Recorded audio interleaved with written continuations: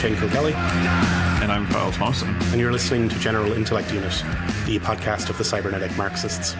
And in this episode, we're going to be looking at a book by the title of Markets in the Name of Socialism, The Left-Wing Roots of Neoliberalism, which was written by Johanna Bockman and released in 2011, I believe. It's a bit of a weighty tome, but it's really interesting. The historical analysis, the historical analysis here is great. The sort of general gist, I think, is that like neoliberalism wasn't really entirely a project of the right.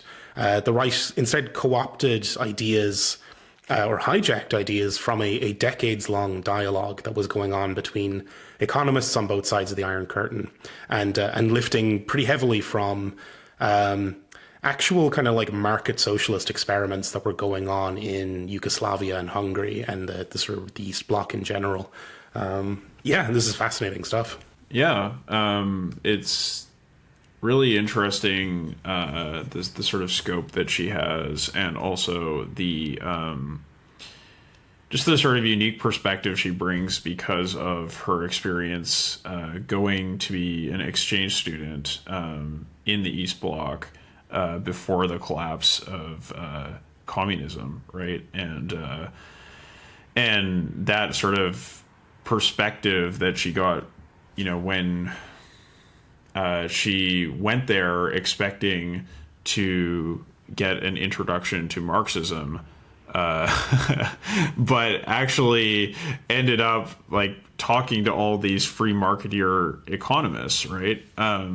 And that kind of set her down a journey to understand what was going on there and who was involved, and it kind of led to this book.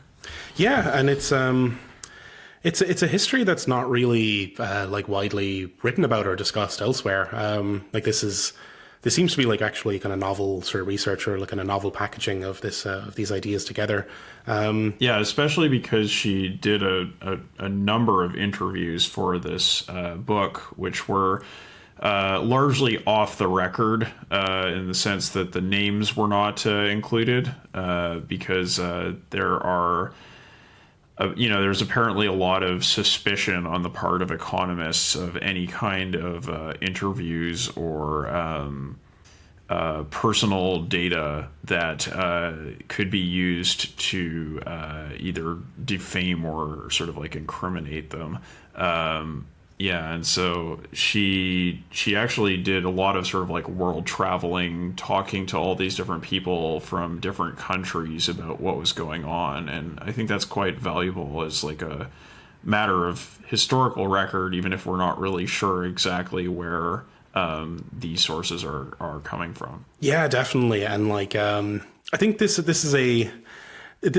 book, I think it has problems, but for me, it's just problems of like length, and like it's written in a very academic style, but it is a fine book. The content is good, and I kind of like would like to actually see it in a kind of a much kind of more compact format, even just so it would reach a kind of wider audience, because this is kind of very interesting stuff. At the heart of all this is this kind of like neoclassical economics, and how the like neoclassical economists had kind of used socialism as a kind of a modeling tool initially to kind of compare with markets and such, but then eventually ended up kind of concluding that markets and planning, like kind of socialist planning, were mathematically equivalent. And so lessons about one system were applicable to the other system. Which is, that's kind of cool and like novel to kind of hear about. Like this, we should probably bring it up. That like neither of us are into neoclassical economics because it's just kind of nuts and like not very good. It's really not my bag. My experience in grad school of sort of learning economics, was a lot of really difficult work to unlearn what I was taught in Econ 101 or what I just sort of picked up by sort of osmosis from the general discourse that uses neoclassical reasoning. So it was a really difficult struggle intellectually, and I still find that I sort of default into those modes of reasoning that come from neoclassical economics from time to time, and I have to sort of like stop myself and be like, no, like this is all rubbish, like it's just and so I kind of look at this book mostly as a matter of like historical interest for understanding the history of like the socialist movement, and also the history of neoliberalism, as well as the history of economics. But I don't necessarily agree with Bockman's general argument as to where socialism ought to go. Yeah, definitely. Like, I mean, this isn't to be read as an endorsement. It's just kind of, this is a very interesting little story about where these ideas kind of originated from, and kind of like I think like what we saw in All Watched Over by Machines of Loving Grace, you can kind of trace these ideas back through history and find that they actually have kind of like very flimsy beginnings, which is definitely true for neoclassical economics. For the sake of the listener, actually, who probably doesn't know the difference between classical and neoclassical, would you mind kind of giving them a quick kind of elevator pitch for both? Sure. So what's called classical economics or classical political economy was sort of the original form of what later became economics. And that is the form of economics that is usually associated with Adam Smith and Ricardo. So these are two sort of giants of the history of economics that everybody would point back to as progenitors for their school of thought. And Marx, when he wrote Capital, was mainly providing a critique of their work, as well as the sort of lesser known political economists of his day.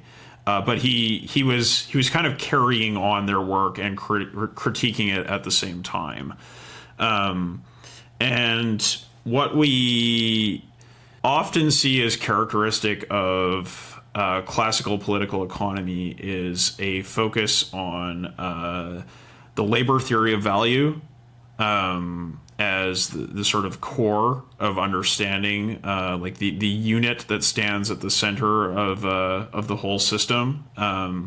So that is the idea that value is largely a result of the labor put into production, and that prices are in some sense related to values, which are the result of production time in terms of work. And another thing that is really a characteristic of classical political economy is that it talks a lot about class struggle. This is not only true of Marx, this is also true of Smith and Ricardo, because the classical political economists sort of tried to understand how the product of society was allocated to landlords, capitalists, and workers. And they have like a theory of that, of these different social classes and who gets what. So that's another really characteristic thing about it. What you see with the transition to neoclassical economics, so this was a new school of thinking that developed in the late 19th century, is this move to what is called the so-called subjective theory of value. And it is it's a theory of value that ostensibly says that value is about, what people value subjectively, what their preferences are, right? So with the subjective theory of value, the neoclassical economists claim to have solved a problem that the classical economists could not, which is that there's a discrepancy between prices and values, right? So the price of something is not directly proportional to how much labor time is put into making it, right? That makes sense. And so they claimed that this meant that classical political economy was incoherent. And they argued that their subjective theory of valuation made more sense. It was more coherent because it was like, oh, well, price is a result of preferences of consumers, which is, aggregated up to the entire economy. And this is another sort of contentious issue, but they also claim to have more sophisticated sort of mathematical understanding of the way the economy worked than the classical political economists did. If you go and read Marx, you'll see that the math in Marx is really pretty simple stuff. If you get into like Capital Volume 2 and you get into like the reproduction schemas, it does become somewhat complex, but it's really not on the level of using a lot of sophisticated calculus or anything like that, which is sort of something you see as a hallmark of neoclassical economics. This isn't really true because later classical political economy or later classical economics, such as that done by Anwar Sheikh, has used a lot of sophisticated mathematical modeling. So there's nothing inherently more sophisticated mathematically about the way that neoclassical economics works. But at the time, that was sort of their calling card, right? And the sort of coup de grace for them, in a sense, was coming up with this theory of general equilibrium, right? Because it was like, initially they had this subjective value theory and they had this concept of equilibrium where supply and demand meet, then you have an equilibrium, right? But they didn't have a model of how this actually worked for the entire economy. And so when Walras came up with the theory of general equilibrium, they sort of said, well, we have this sophisticated mathematical model. It is consistent with the way prices work, and it can cover the entire economic system. And for various reasons, some of which were political and which we might get into in this discussion, they kind of swept the world of economics and like specifically in the period from around the 30s to about the 60s, and became sort of like the main game in town. And the other schools of economics, including classical political economy, were really like sidelined and became marginal. So that's kind of the history of that in a nutshell. I hope it is a little bit easy to follow. Honestly, we may have to do a different episode on this just to get this distinction down, because it is a complicated history, and simplifying it is not easy. Yeah, definitely. It's like there's a lot going on there, but it is kind of important to have that grounding, at least somewhat, so that you can kind of follow along with the discussion, because neoclassical economics is like basically the focus of the book, really. And there's a couple of assertions that we start out with in the introduction, which are setting the themes for what's going to be discussed. That like we're kind of often led to believe that there's this kind of like strict dichotomy in economics between like the state and markets, like kind of state planning versus markets. But actually, like for neoclassical economists, they were like, they actually saw them as mathematically equivalent in many ways. And also a lot of them were more concerned with the axes of hierarchy versus democracy. And a lot of these guys were deeply concerned also with the kind of institutions that were required to make markets function properly. So it really isn't that strict binary between like state planning versus free markets. Like even if you are talking about free markets with these people, they'll still want to drill down into what kind of institutions you're going to put in place to allow for those markets to flourish, which is a part of the conversation that has basically disappeared since, like in the last couple of decades. Right, it's and gone. Specifically, there is a conversation in this book about free markets in the name of capitalism versus free markets in the name of socialism, right? That there's this idea of kind of perfect free market, right? Because the equivalence in the neoclassical model is between a centrally planned economy and a perfectly free market.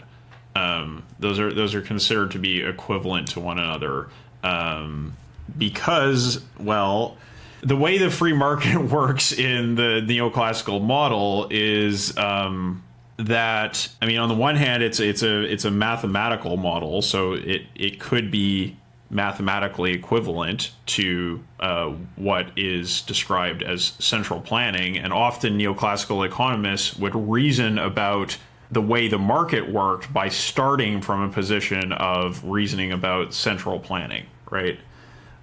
Just to simplify things. But there's also this issue where there's kind of like this figure in neoclassical economics called the auctioneer, that coordinates all of the transactions in the market. Now, this person does not actually exist, but in the model, it's assumed to exist. So it's easy to understand how the central planner, or what's sometimes called in the neoclassical economics, the social planner, could be equivalent to the auctioneer as this coordinating figure, right? So the overlap happens on a mathematical level, but it also happens on a theoretical level to some extent. Yeah, and then like even stepping beyond that kind of theoretical level, like a lot of these economists seem to have believed that, like actually sincerely thought that like socialist institutions did provide better conditions for markets than capitalism did. So it's like stepping out into the actual kind of like real kind of concrete policy of, no, actually we believe that like a kind of worker-led democracy is a better environment for truly competitive markets to flourish, which is again another sort of idea that's kind of been buried. I mean, we'll get into that towards the end of the episode as well. There may in fact be great reasons why that was buried, but like there's a very different history here than we're often led to kind of believe. Is there in the development of these ideas. Yeah, and she says like on multiple occasions that she's intentionally writing this history in such a way as to exclude the two main stories of the history of economics that are often told, right? There's the story of the rise of Keynesianism, the rise and fall of Keynesianism, right? And there is the story of the socialist calculation debate. And these are the two sort of ways that the history of economics is usually seen. But where she starts is from this idea of the universality of neoclassical economics in its early period, and then how various actors tried to deny that universality, right, in the sort of like interwar period, and leading into the 50s, and then how in the post-war period that universality idea was restored by way of an international dialogue between neoclassical economists in both the Eastern Bloc and in the capitalist world. Yeah, and like that's the subject of the second chapter, which we've already gone through basically all of the first chapter just there. It was kind of like establishing the kind of the axioms. But yeah, like after like from the mid-50s onwards, like after the kind of death of Stalin and the kind of end of the McCarthy presidency, you get this kind of like opening up of that kind of dialogue, and like both like internally in both of those states where Soviet economists were no longer kind of under the thumb of that kind of oppression, and also like Sovietologists in the United States were no longer kind of terrified for their lives with the FBI banging on their doors. And then like across the kind of divide, you also have this opening up of a dialogue between East and West, all couched in this kind of common language of neoclassical economics and its kind of mathematical trappings.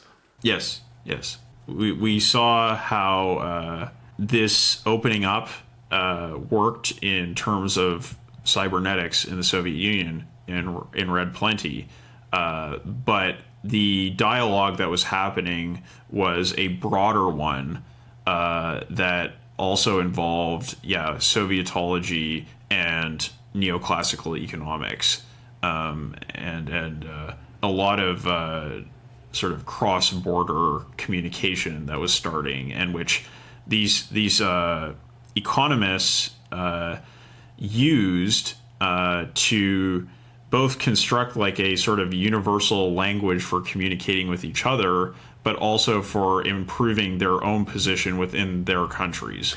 Right? Yeah, because they became the kind of the gods of this this kind of economic discipline. Kind of rose to positions of serious power because like they were important people who had important things to say. And she says that because they were liminal figures, because they knew something about the other on the other side of the Iron Curtain, they had a certain amount of charisma that they could use because of that. Yeah, so like the word liminal comes up again and again in the book, and it's kind of like this notion of this, post mid-50s, this kind of liminal space opening up, like a kind of a space of possibilities. And it's a space for critiquing kind of old socialism and exploring new kinds of socialism that could come. And just all sorts of different kinds of economics that like, or the kind of combinations of these systems. And also remember again that because markets and planning were mathematically equivalent, the lessons from one were actually applicable to the other. So yeah, like a huge explosion of possibilities here. And like you get the kind of usual, just like ordinary stuff of like student exchange becomes a thing post 1954 or so. You get actual international conferences. And just like book exchanges, like if your library is basically fucking empty because you can't get anything across the border, it's kind of cool to go to a conference and just swap books with people, Yeah, absolutely. It's something I can kind of grasp living in Japan from when I was an academic, and the extent to which I was isolated from the conversations that were happening in North America or Europe, and just like how hard it was to get to conferences, how expensive it was. I can kind of vaguely understand how exciting it must have been to have this sudden new access to the conversation that was happening on the other side, and then having this kind of universal language that could talk across capitalism and socialism in the form of neoclassical economics.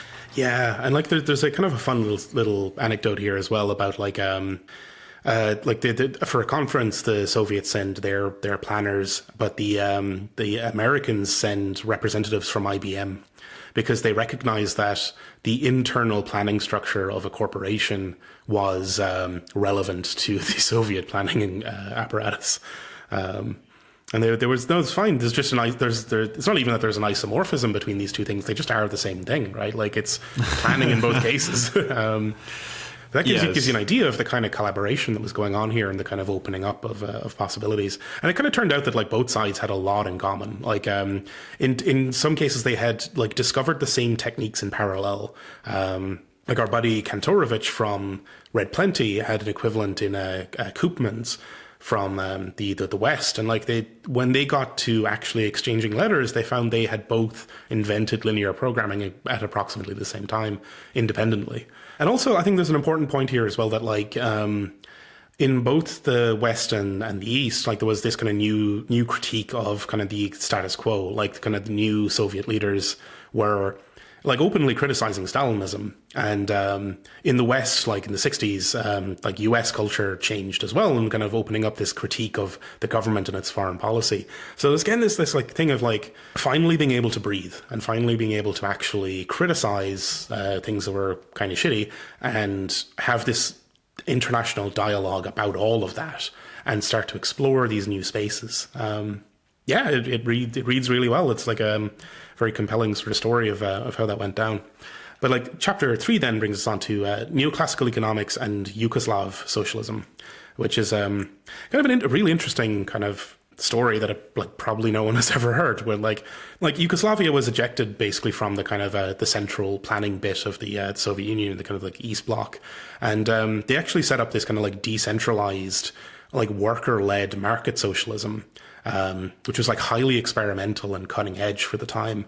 They were really able to act as a kind of in-between country between the USSR and the US, right? Because they were originally very close to the USSR. They implemented a Soviet economic model, and then there was a falling out between Tito and Stalin, right? And then the Yugoslavians found themselves out in the cold, kind of unexpectedly, and so they turned to the United States for help.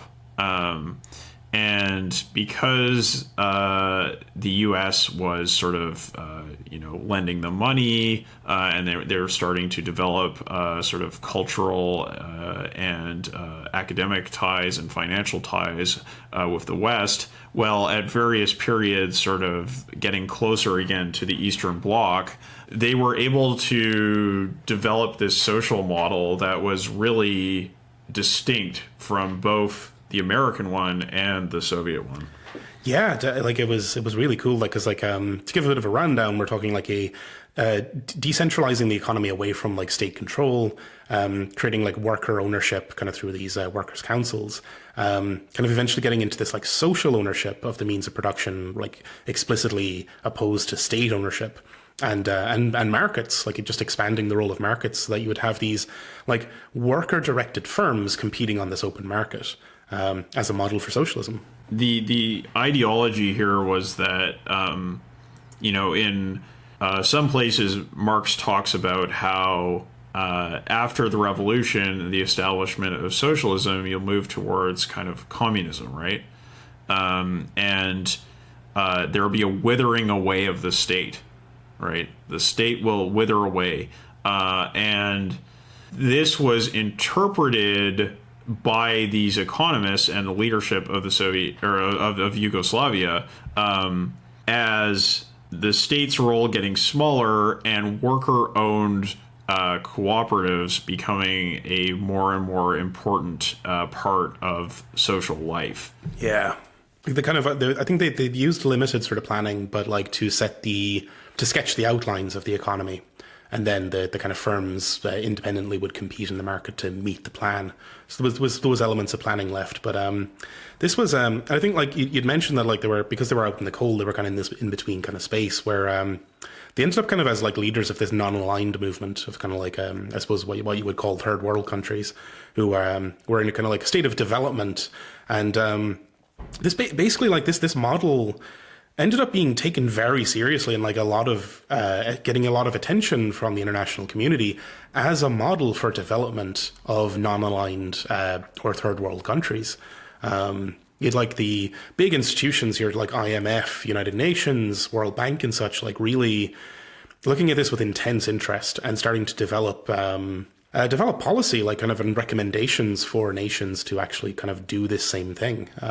Well, and another thing was because Yugoslavia was not so closely tied to the Soviet Union, many of their economists, and this was also true to some extent of Hungary, many of their economists actually got to go work for the World Bank. Yeah, because they were experts in this stuff. Yeah, they were experts in market transition.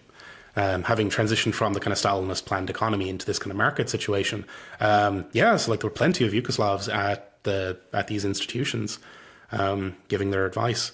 Yeah, and like chapter 4 then kind of brings us to a kind of parallel example in Hungary, which kind of turns out very similarly, actually, but has the kind of difference where like it's not as distributed. It's kind of still quite centralized. In that the state still owns the kind of means of production, and it's like I think Hungary is still inside the tent at this point, and is still under the kind of thumb of Moscow, really. It's often called goulash socialism, was the Hungarian model. Yeah. It's a fun chapter, but it's like kind of gets into kind of some nitty gritty stuff about how this kind of neoclassical economics was cultivated in various kind of institutions and academies of learning. But yeah, it kind of ends up being very, very kind of similar. And it's kind of like we're using markets. Firms are off the leash to some extent. We're pegging some prices, but not others. And trying to kind of like, it's basically kind of like a lesser kind of version of what Yugoslavia was much more cutting edge in its experimentation, like the sheer experimentation with economic models that they were doing. Oh yes, and Hungary had this kind of like new economic mechanism introduced in '68, which was that state ownership without output targets, but using these kind of like indirect economic levers. There's a little bit of discussion here about the kind of notions of economic mechanisms and this kind of development of these ideas about like levers that you could pull. And like direct levers would be like direct intervention from the administration into the economy. But the indirect levers would be financial or economic kind of incentives. And you can kind of see here the bubbling of, you can see the bubbling up of these kind of ideas that would end up typifying neoliberalism, the kind of like indirect non-intervention in the economy, like as a kind of guiding principle, sort of has some of its kind of roots here. Yes. And also just this idea of like reform, right? This idea of market transition and the transition in the case of these socialists, the transition was from a centralized state planning model of socialism towards a market socialism that was more decentralized. But this idea of transition or market transition was something that became sort of decoupled from the specifics of that situation and got integrated into the general neoliberal project. Yeah, it did. And like we can kind of see even here, like before, like I think that's going to wrap up towards the end of the book. But even at this stage, it's going to like that this new system was sort of like a very mixed bag. Like it actually reinforced hierarchy rather than like distributing the economy properly. It didn't do anything to reduce worker exploitation. There wasn't really that kind of economic democracy. Like it was a sort of a partial reform, which would end up being problematic because this would kick off like a lot of thrashing back and forth and kind of like various reform efforts over the years. And I think that kind of thrashing eventually muddies the water so much that like the words reform and transition start to lose all meaning, and that opens up a space for basically kind of international right-wing interests to co-opt the kind of conversation about reform and transition, and to transition to the brutal hellscape that would be the neoliberal reforms. Right. Because the thing was that these economists in Hungary and Yugoslavia were constantly struggling against the established bureaucracy, the established way of doing things that had been set up under the Soviet auspices, right? And this is a thing we saw in Red Plenty as well, right? The cybernetic reformers running into opposition from the bureaucracy. And so in order to represent their opposition and to argue for their point of view, they would, go into very harsh criticisms of the existing system, right? Or of the reform efforts that they saw as degenerate, which is, another thing that we saw in like Red Plenty, where there was that scene at the end with Kosygin, right? Where it's like, well, if you do the reform that way, it's just going to make things worse, right? Like this is the wrong reform. These kind of piecemeal measures they saw were something that they would criticize very, very harshly. And those criticisms and that sort of critical attitude was something that would later be taken up by the right wing in attacking socialism just across the board. Any form of socialism, they would use the same sorts of arguments that these economists directed against a particular kind of socialism that they were opposed to. Yeah, definitely. Like, and it's that's how that conversation eventually ended up being hijacked. Really, that there was so much thrashing and so much kind of like kicking up of silt to kind of muddy the waters that yeah, this lost all sort of meaning, and you could end up selling anything as a reform. Yeah, but before we get to that, we have chapter 5, which takes a little bit of initially starts to read as a bit of a diversion, but it is actually kind of core to how all this played out. You look at Italy. And particularly this institute, the Center for the Study of Economic and Social Problems, shortened to CESES, and I think pronounced CASES or something. I think it was 1964 through to about 80 something. And this is an interesting one because this is like an institute that's set up and funded by kind of right-wing interests like capitalists and such, with the express purpose of like training this kind of managerial class that would be opposed to communism. And doing that by showing them the failures of socialism and also showing them the demand for market reform in Eastern Europe. But there's a tricky thing going on here, right? Because like they were going to do this by having like courses on Sovietology and like youth camp sort of teaching stuff where they would get kids in and tell them all about the horrors of communism. But like, how do you teach that stuff without hiring leftists, right? Like, it ended up like staffed by a variety of different people, but like a substantial amount of the staff were former Communist Party of Italy members who were opposed to the Soviet system, but weren't strictly anti-socialist, right? This is something the funders missed, right? They presumed that anyone who was anti-Soviet was anti-communist entirely, which just wasn't the case. Like the situation in Italy, or just like in general with this kind of crowd, was much more kind of heterogeneous than they could ever have really predicted. Yeah, it's an interesting story where they like imported Sovietology from the United States, but the people who were really the most interested in studying it were leftists because they actually wanted to know what was happening in the Eastern Bloc, whereas the right-wingers were, less interested in having a conversation with people over there, so they weren't very good reporters or investigators of the subject matter. And that gave these leftists a certain amount of bargaining power with their employers, who were like these, haute bourgeoisie, like big industrial combine capitalists in Italy, right? And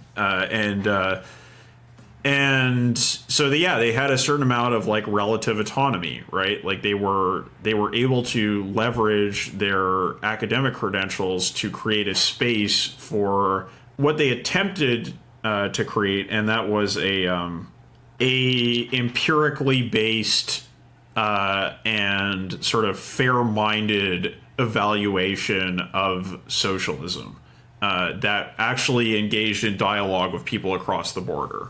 Yeah, and like with the kind of objective of creating kind of like new, again, this kind of liminal space idea where it's like this is a space of possibilities where people are exploring what new socialisms could look like. Really, really fun. And like there's also a discrepancy between like what the funders were expecting and what actually kind of happened, in that like the funders wanted a kind of McCarthy era total condemnation of the Soviet Union. But by that point in history, like kind of after the mid-50s and like the 60s and such, both the East and the West were in such flux that like these new Sovietologists weren't really able to kind of come out with those kind of pronouncements like in any kind of definite way.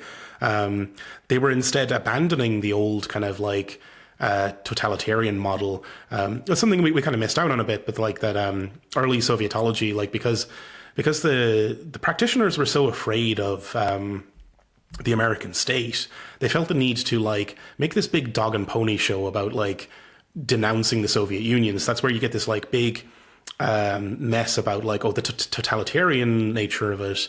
The Soviets are as bad as the Nazis, all that kind of stuff. Like that's where that dates from, is the kind of need for these people to save their fucking skins from the FBI.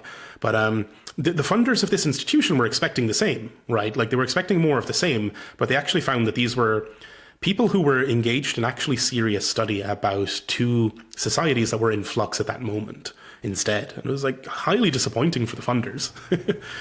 Yeah, and actually the story with the development of neoclassical economics in this context is pretty similar, right? Like the turn towards neoclassical economics was partially driven by the desire to escape political criticism in the United States in the McCarthyist era, right?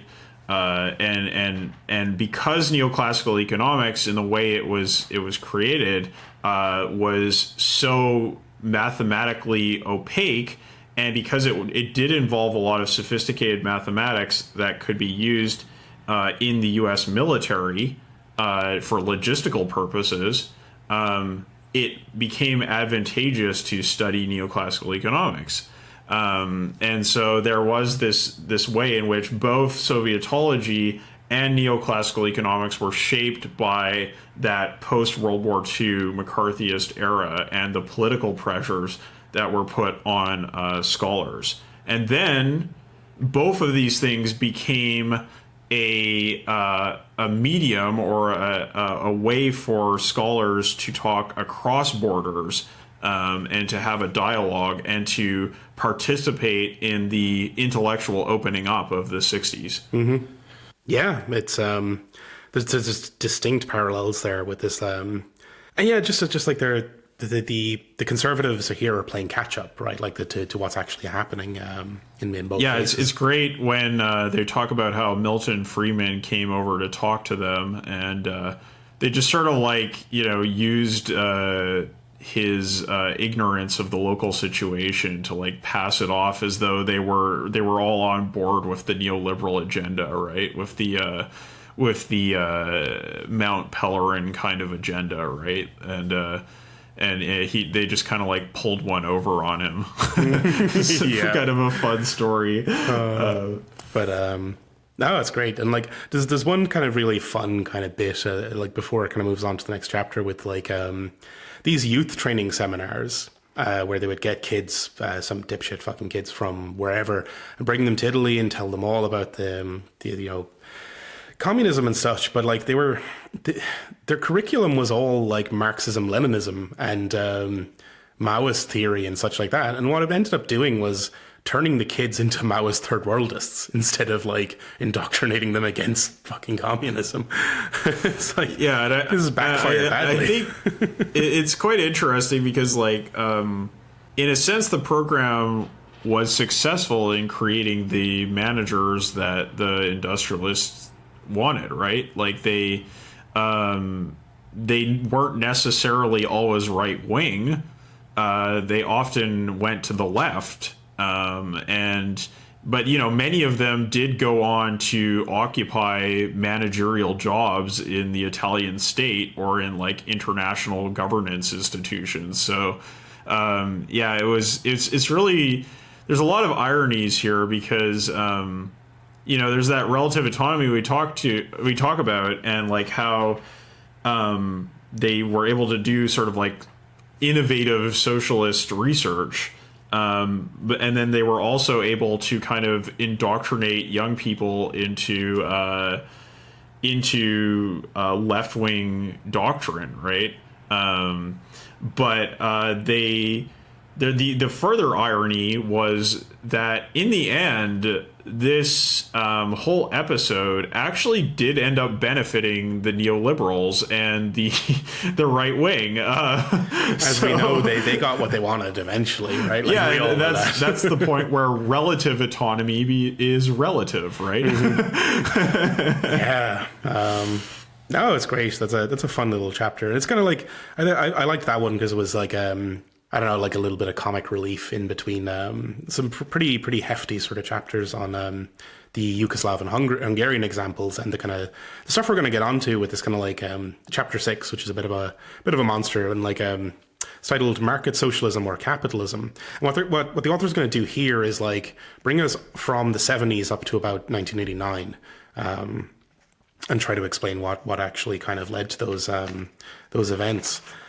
And it seems to be that kind of like as As the 70s progressed, neoclassical economics kind of entered a phase of self-critique, basically kind of driven by these like partial reforms that had like not gone too far enough.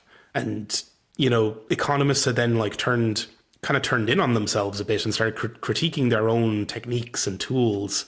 But that begins a sort of argument about reform, which can eventually be hijacked, you know?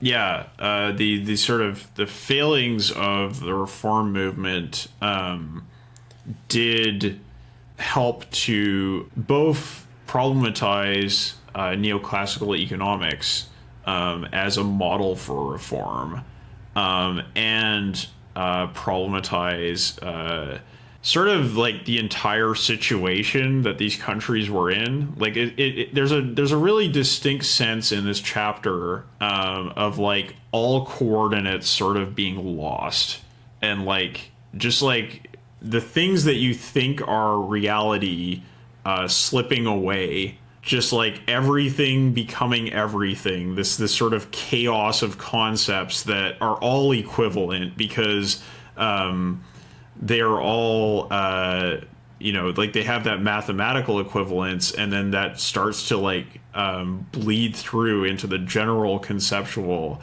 apparatus, and everybody just sort of loses their way. Yeah, it seems like I even found it kind of hard to track while reading it from this point onwards, because like just there's so many different threads interweaving here. But there's actually one key idea that I think I kind of missed out on a little bit earlier. That there was this kind of like right wing interpretation of neoclassical economics that was much narrower than was generally accepted for the field, and it was an interpretation that simply took existing hierarchies and power structures as given and then added markets to them, or kind of like liberalized markets. And there was like very strong opposition, or like I suppose the field was split really, that like there was these kind of interests who took the narrow view that was fine with existing hierarchy, and then there was like actually substantial opposition to this. And that's where you get the genesis of that critique, where the kind of the narrow view gets its kind of day in the sun, and then the kind of people who kind of like have that opposition start to kind of kvetch about it and like insist on further reforms, and it's where it all starts to spiral a little bit from there. Mm-hmm. Mm-hmm. Yeah, it's also a nice little bit here about like how in the kind of in the East, in the Soviet Union, the kind of like these new computers were kind of opening the possibility of replacing markets with planning machines. But this was also compatible with those hierarchical notions. There was more resistance to that, you know. Yeah, there's a definite sense that one reason why the sort of cybernetic approach that we saw in Red Plenty was characteristic of what happened in the Soviet Union was because having markets replace the central planning system just wasn't on the table there. Right, like that was something that just couldn't even really be discussed as a serious reform effort until the 80s. But the idea of reforming the planning system by means of cybernetics and computer-assisted planning was something that was at least conceivable, even if it wasn't something they were able to implement. Yeah, it's really the kind of differences between these different regions, like the kind of like Soviet Union proper, the Eastern Bloc, the various like parts of the bloc, really fly in the face of this kind of like received wisdom of that whole area of the world being just one huge Stalinist nightmare, you know, that like was a complete basket case at all times. There was never any serious economics or production being done there. Like that's a fucking smokescreen, really. Like you actually look at the actual history, and there's like great variety in the different kinds of economics that were pursued all throughout that part of the world. Right. Yeah. I mean, you know, one.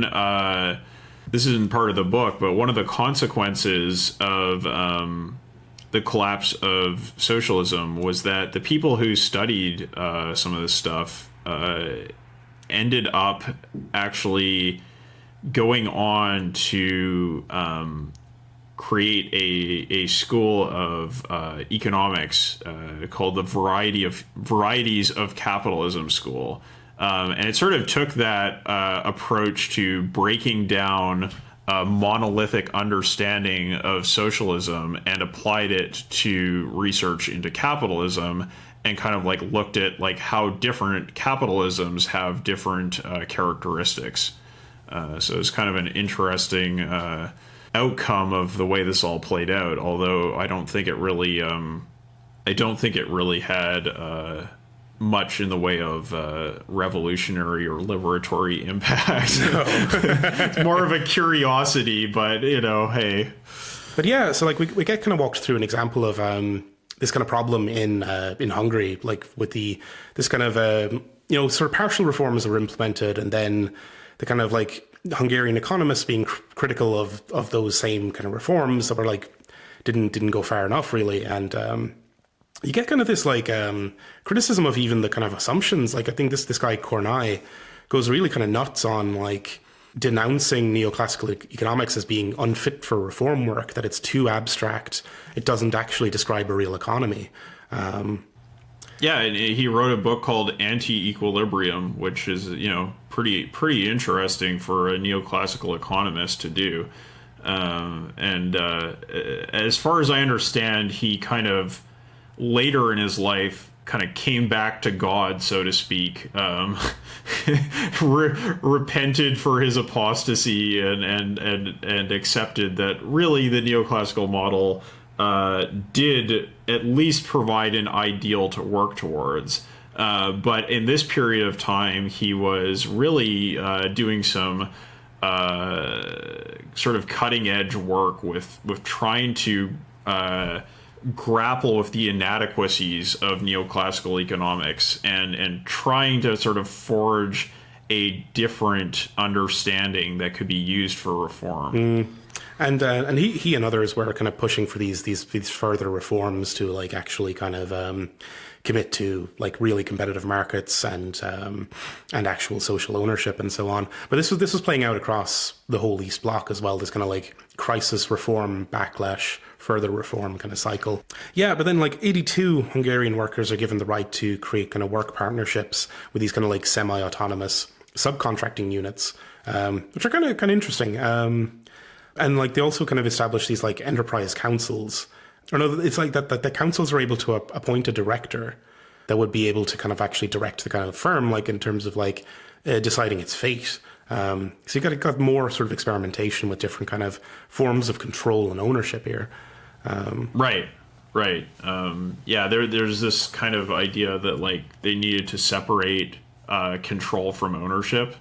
So, workers owning the means of production does not imply that workers control the means of production, right? And so trying to experiment with more sort of like worker democracy, more worker control over management. Yeah. Oh, it was good. It was good sort of initiatives. I mean, it'll sadly not work out, but good initiatives. And like in parallel as well, you kind of have more or less the same themes kind of playing out in Yugoslavia, where the kind of initial like big sort of reforms for this kind of market socialism were met by like opposition from like students. Like students were striking, kind of opposing markets and opposing this kind of like bourgeois liberal technocracy, kind of like directing the reforms. So these market socialists find themselves in opposition then, alongside like nationalists and other sort of crazies. And then they do something like in like another sort of reform brings in this kind of like contractual socialism with like, which kind of combines this like devolution of power to the constituent republics, which I think were like, Serbia, Croatia, and a few others. Yeah. And that was kind of a bit of a mistake, seemingly, that like instead of decentralizing the economy properly, they devolved power to these republics, which I think could be taken as certainly a factor in the ethnic conflicts that would eventually flare up in that region. Kind of like you're given a kind of a free hand to that kind of national fervor there. Yes, there was. At the same time that there was this debate over the structure of the economy happening, there was also a debate about nationalism that was happening because the different republics were developed to different degrees economically, and there was always this struggle within the federation between those republics that tried to maintain the federal composition and benefit from that, and then those like the haves and have-nots, right? So the have-nots wanted to mostly stick to federal forms, and then the haves wanted mostly a kind of fuck you got mine mentality, right? Like as you find in most federations, right? The haves are gonna try to give as little as they can to the federation. Yeah, definitely. And like there's this kind of like general opposition from neoclassical economists to these changes, including this sort of stuff about like breaking work units into these like small kind of organizations that would then be contracted from the state. And like there's like really strong critique here that like this ends up being kind of like like it's the state that's directing everything. Really, it's not actually a distributed economy, but it's all kind of like mediated through these contracts and this kind of market stuff that like doesn't actually I don't know. It sounds like a libertarian nightmare, really. The way it sort of reads off the page, Yeah, I mean, I think the point was here that they saw it as causing a lot of sort of like mediation and like overly complex arrangements between different groups, and that it really wasn't the kind of ideal free market that they wanted to realize, with like just a lot of small producers who are all price takers and who would generate like the sort of maximally efficient outcome. They saw it as going into neither central planning nor market socialism, but some kind of like weird hybrid thing that was not what they wanted. And therefore, they became even more intense critics of the existing system. And like that criticism matters, because this is what eventually kind of like this self-flagellation allows the kind of like right-wing international networks to kind of really latch on to this as evidence for the necessity of private property and hierarchy in addition to markets. But like that criticism and that kind of like earnest dialogue trying to improve the state of market socialism would eventually be twisted around in such a way as like, well, we need reforms, we need market stuff, and that just becomes a tool for the neoliberal sort of crowd trying to push for these changes. Yeah, they were able to sort of harness the existing frustration and turn it towards the neoliberal reforms that we're familiar with. Yeah, and I guess like there's quite a bit of detail here as well about like the kind of ins and outs of how a lot of this developed. But one of the sort of more interesting parts is when people start to really conceptualize of these like paths into the future, like these stages and phases from like phase one being state socialism, phase two being market socialism, and so on. But then also, you could transition from that to market capitalism, and they're kind of like mapping out the terrain for where this could all go.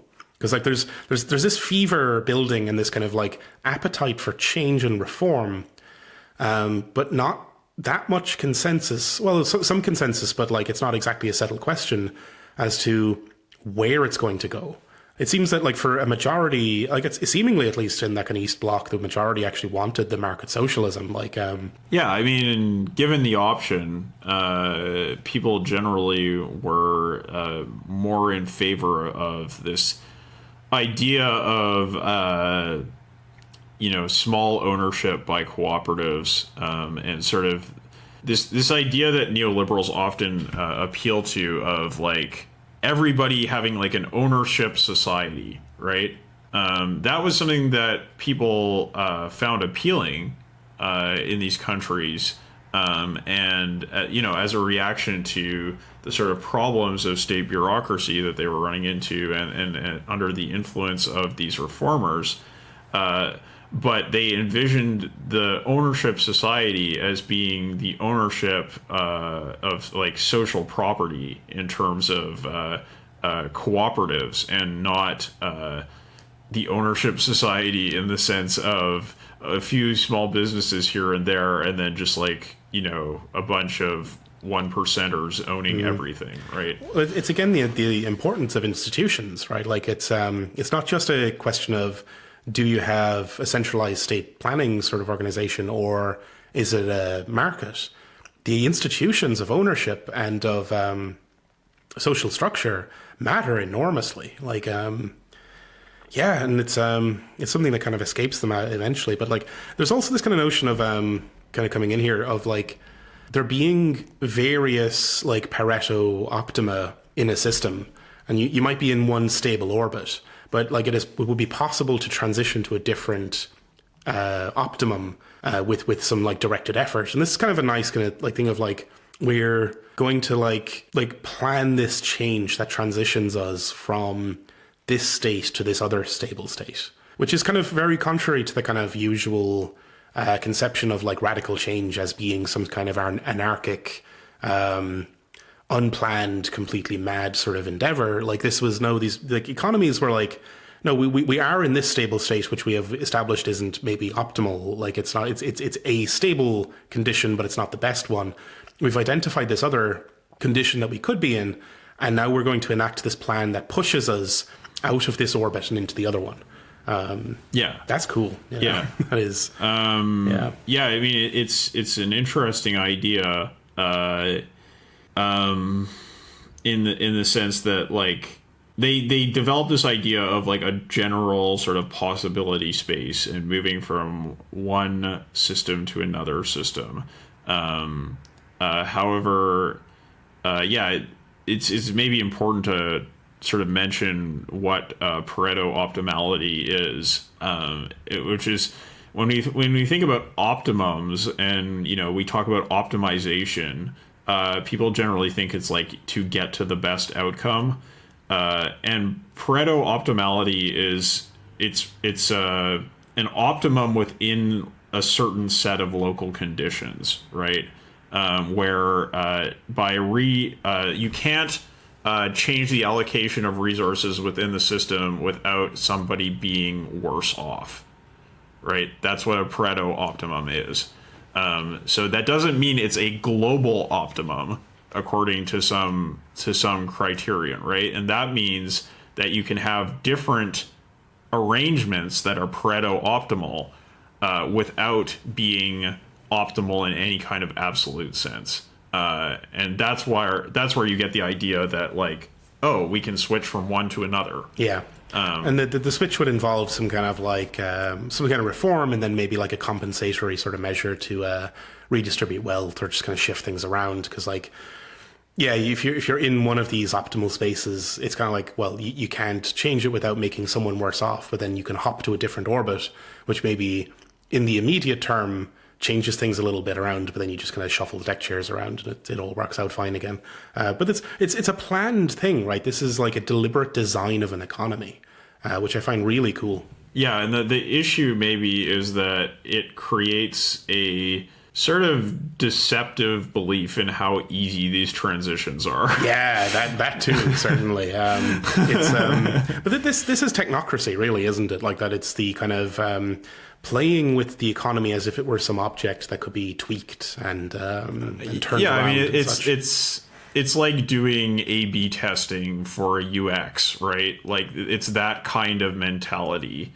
Unfortunately, when you're making enormous social changes, doing A/B testing isn't possible, and making the changes is very disruptive. Yeah. So I guess when I say it sounds cool, I mean that like it sounds novel from this perspective now, having long after these events and having even the possibility of minor change, like not even talking radical change, but like minor change has been scrubbed off the fucking table completely.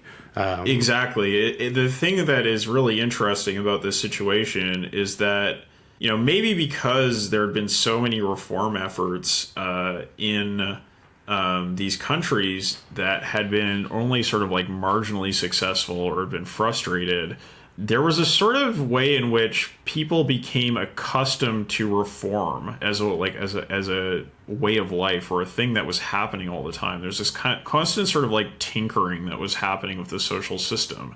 And that kind of opened people up to the idea of radical change in a way that's very, very different from the way that we see things today. And that's certainly exciting. It's just that the thing that they didn't really realize was that once you make these big leaps, sometimes that's it. You make the leap and it doesn't work out, and then you don't get to test again. It's just you're in it, right? And that's what happened in the 90s. Is they made a big push.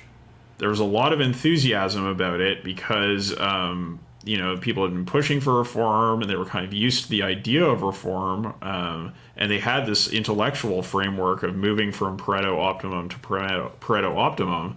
But ultimately, it was like, oh, okay, we have a new capitalist class. They're deeply entrenched in the state, and now we can't reform anything anymore.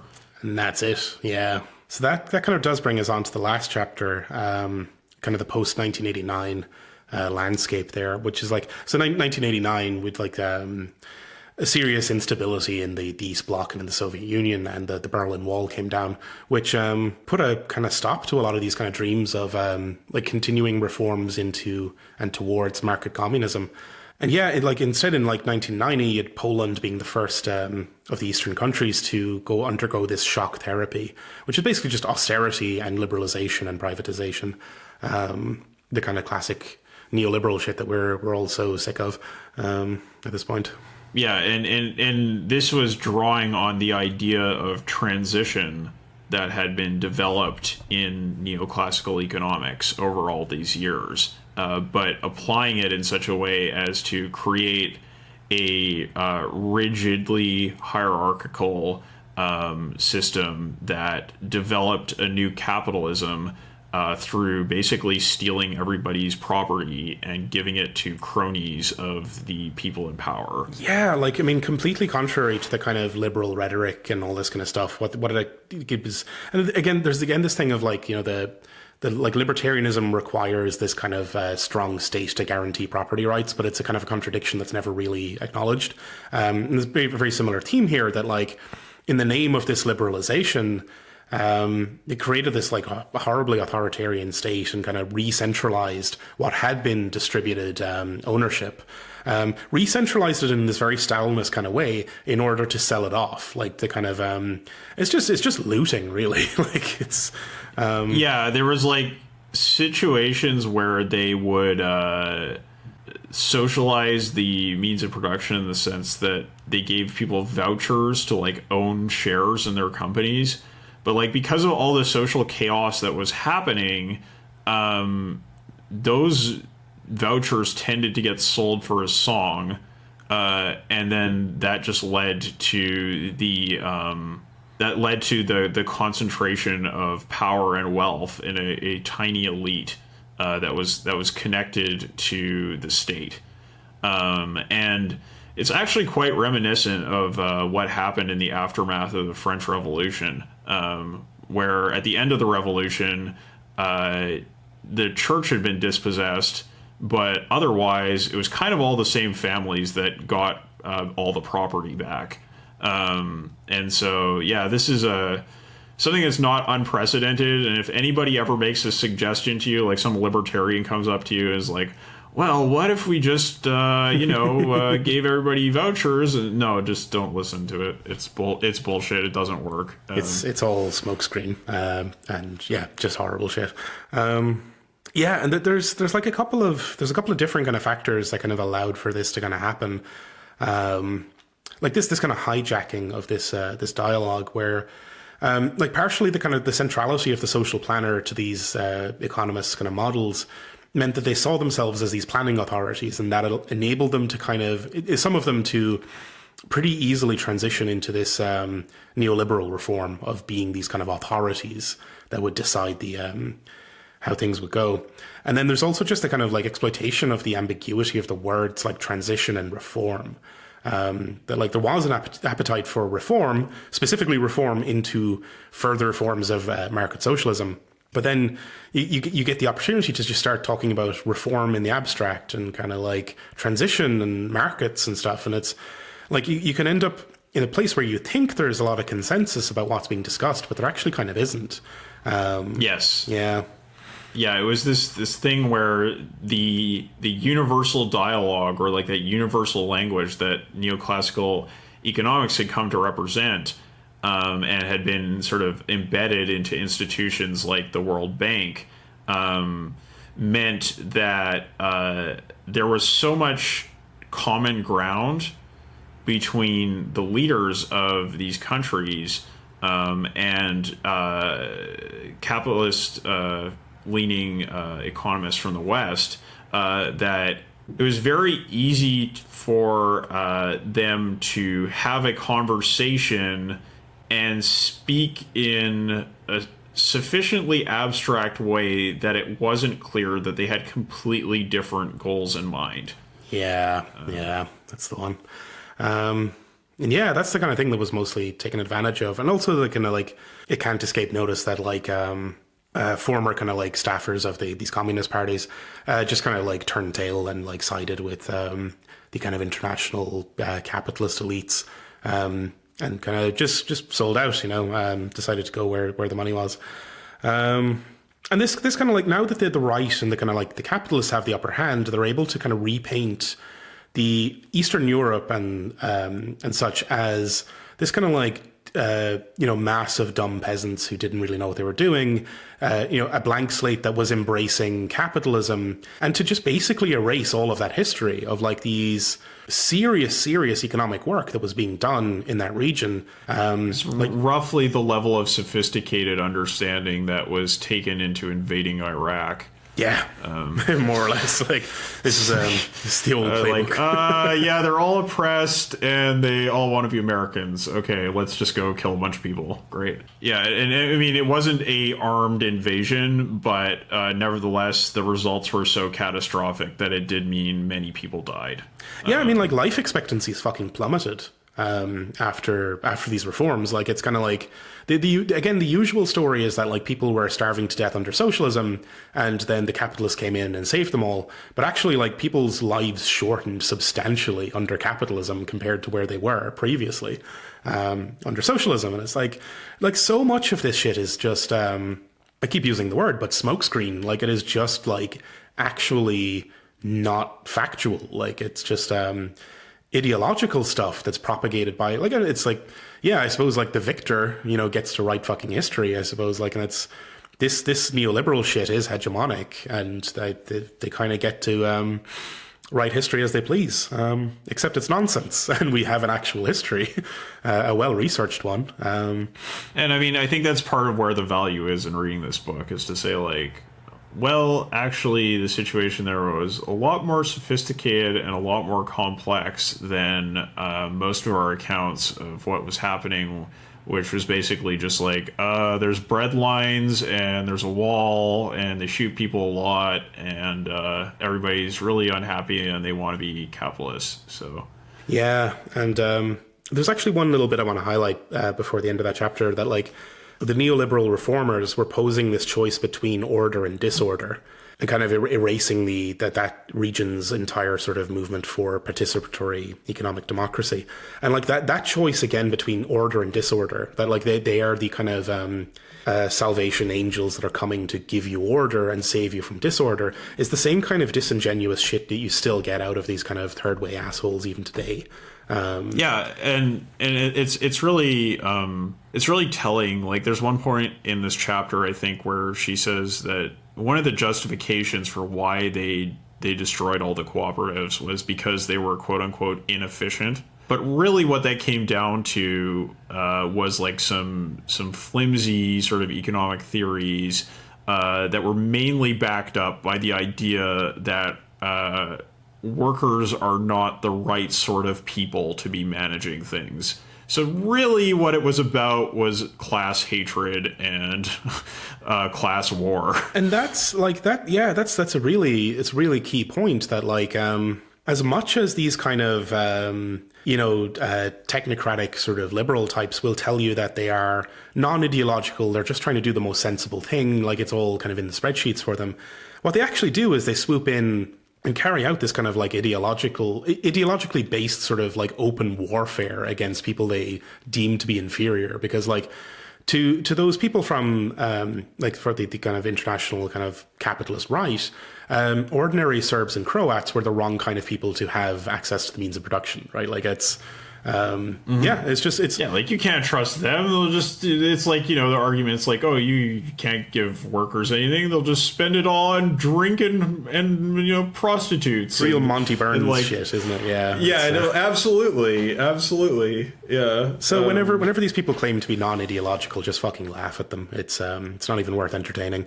Yeah, I guess that kind of closes out there is a sort of a slight bright note towards the end of this chapter, where the author kind of asserts that, like, with a bit more time, these countries could have built up the institutional basis for market communism a bit more, and maybe have been able to withstand this attack, and wouldn't have been so vulnerable to having their economies simply looted. I don't know, maybe, but there is a kind of again, the emphasis on institutions, right? That like the institutions weren't strong enough to actually withstand this kind of chicanery. Yeah, and there's one thing she mentions, which is that even though workers in a lot of these cooperatives were organized to a sense in their workplaces, within the socialist system as it existed, they still never had class-based organizations that were sufficiently developed to fight for their interests in the case that something like the liberalization program happened, right? Because you could try to organize on a workplace level, but they did not have a sort of a corporate level, like in the sense of like a trans cooperative level that they could organize at in a sufficiently sophisticated way to fight against the forces of the pre-existing state bureaucracy, who were in the process of like selling everything off to get rich, and the international organizations, especially the U.S. organizations that were pushing this program. So that was kind of a problematic outcome of the political repression that happened during the socialist period. Yeah. There's so many factors, kind of like there's so many wrong turns. Yeah, in like so many different ways here. It's like, well, maybe it could have been different. I mean, it's kind of the same thing we ended up with Red Plenty, right? Like, could it ever change? Could it ever change, right? Like, it's a big open question, and you can't really take any definitive answers from these kind of historical examples, but it's nonetheless a story worth knowing, right? Yeah, definitely worth knowing. And like, there's this sort of there's an assertion towards the end which is kind of a bit problematic, that we should probably talk about, that like the possibilities for this kind of market socialism are still latent within neoliberalism. Mm-hmm. I mean, that's a very difficult point, because I mean, I feel like neoliberalism is more discredited than it ever has been. So I'm not really sure that... Do you even want to salvage it? Yeah, like I'm not really sure excavating the socialist core of neoliberalism is necessarily the best route for us now. And I also kind of feel that it may be a mistake to put too much stock in the neoclassical prescriptions that were kind of the mainstay of reformers in these countries, right? Because, I mean, many of them did start to formulate critiques of neoclassical economics, and in the years since, we've had further developments of the critiques of neoclassical economics. And I feel like rather than, follow this model of the world that sees general equilibrium and pure free markets as some kind of heaven that we have to march towards, we should probably try to, look at the criticisms of neoclassical economics that exist out there and build a sort of more multidimensional and reality based understanding of where we're at, and see where the opportunities are for change. So like that doesn't mean writing off cooperatives, right? But it means acknowledging things like the neoclassical model of markets is only really functional for a very narrow definition of markets, and therefore trying to reform your entire society on the basis of that model will probably have a lot of really bad effects. That kind of thing. Yeah, so it's questionable as to whether it's even desirable to. I think it's always desirable to draw some kind of lesson from something, but I have serious doubts about the kind of this. Yeah, like you said, this neoclassically based market socialism. I'm just not convinced. But like, because the book is so long and it exposes you to so much of that kind of neoclassical stuff, it can be kind of easy to forget that like it's the axioms of that kind of field are actually kind of weird and like not based in reality. That's the thing that is hardly ever addressed in the book. Like it comes up briefly in that discussion about the late reform period, but generally speaking, the way that neoclassical economics is introduced in this book and is discussed kind of assumes that it is based on legitimate assumptions. Well, I think I was going to say that it, like, a lot of it doesn't read as exactly an endorsement of neoclassical economics, but then the conclusion kind of does, right? The call to resuscitate this trend towards, or this tendency towards market socialism from neoclassical / neoliberal economics does read as an endorsement. And also the account of the origins of neoclassical economics at the start of the book is also pretty glowing, in a way that's probably not warranted. There's some really weird stuff in this where, like, when the author does quote, like, from neoclassical theory, you just get this really bizarre stuff, like presumptions of being able to, like, the representative agent, and that the representative agent's preferences are strictly orderable and enumerable and can be ranked and all this kind of stuff. And I was like, what the fuck are these people on? Like, this is... And then you get to the stuff later where it's like that kind of like, but what is socialism? What is capitalism? Who knows? They're the same. They're not. Woo! And it's just kind of like... Yeah, it's like, it would just be, like a merely political thing to talk about the difference between capitalism and socialism, whereas my scientific understanding of economy is just beyond all of that. It's like, well, like, you're just utterly delusional. Like, yeah, I'm glad we got onto that, because I think you can definitely see the genesis of those kind of quote apolitical ideas, or the notion of politics as a dirty word, right? Like the Hungarian economists who kind of suffered after the kind of reaction to the initial reforms were kind of driven underground a little bit, and they seem to have retreated into more and more abstract models as a way of hiding from politics. And then that becomes this kind of thing of like insisting that like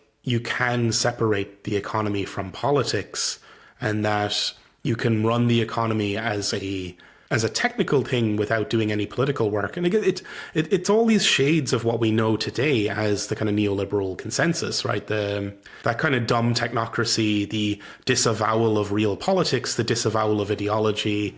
Yeah, and like until recently, many neoliberals would say things like, I I don't like the word capitalism. I prefer the term market economy, right? And like that is fundamentally based in these discussions that happened in the 70s and 80s, right? And like things like I'm not a neoliberal. What is a neoliberal? I like, how could you be a neoliberal? Like I'm just a scientist, like I'm just like solutions oriented, right? Like these guys. these kinds of ideas are like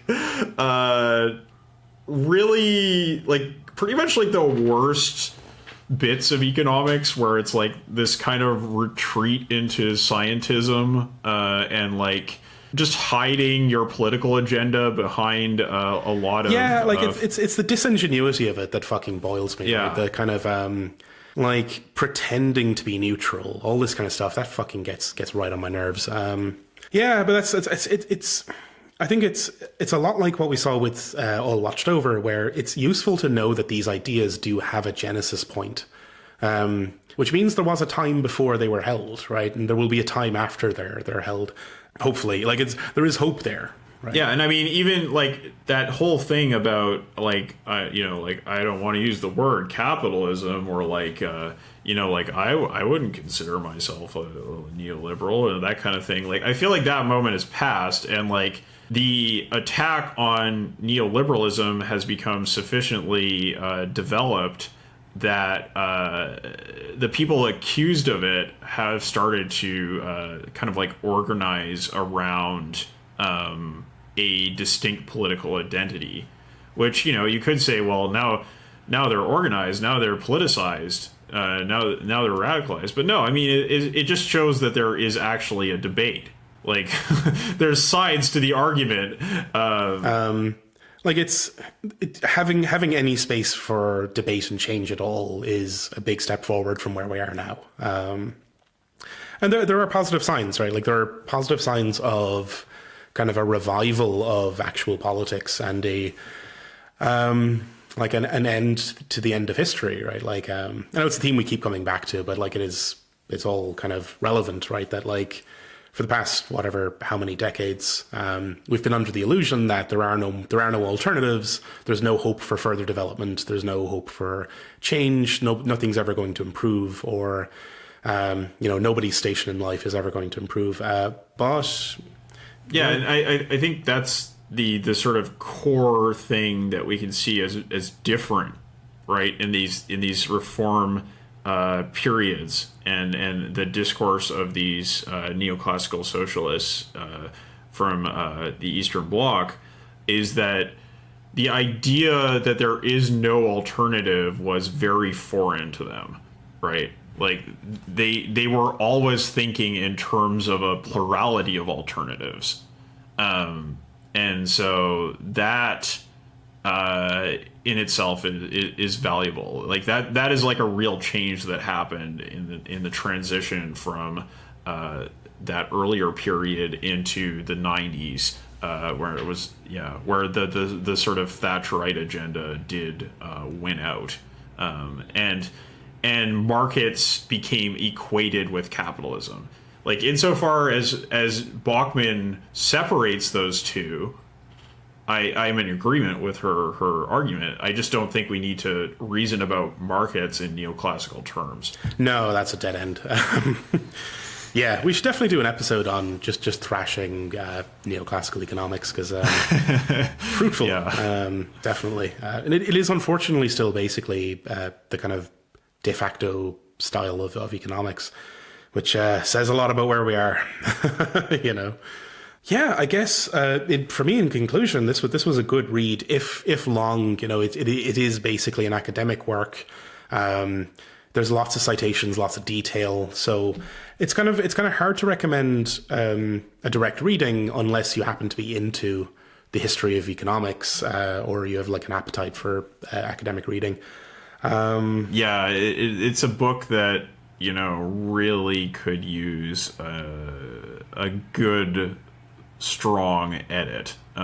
Like it could be condensed down to a much shorter format with much less repetition and sort of snappier writing. But what information is there may be of value to people if you want to go in there and pick things out or look at particular parts of the narrative that may interest you, or the footnotes. Yeah, I think the material is great, like, and it's definitely worth knowing, and I kind of would rather see it reach a wider audience. I think that this would be an ideal sort of like ideal as a much shorter kind of work that was less kind of fully cited, but and if, people could actually know about it and know this history. But I want to be clear, it's not an indictment of the author or anything. Like, it is clearly it is.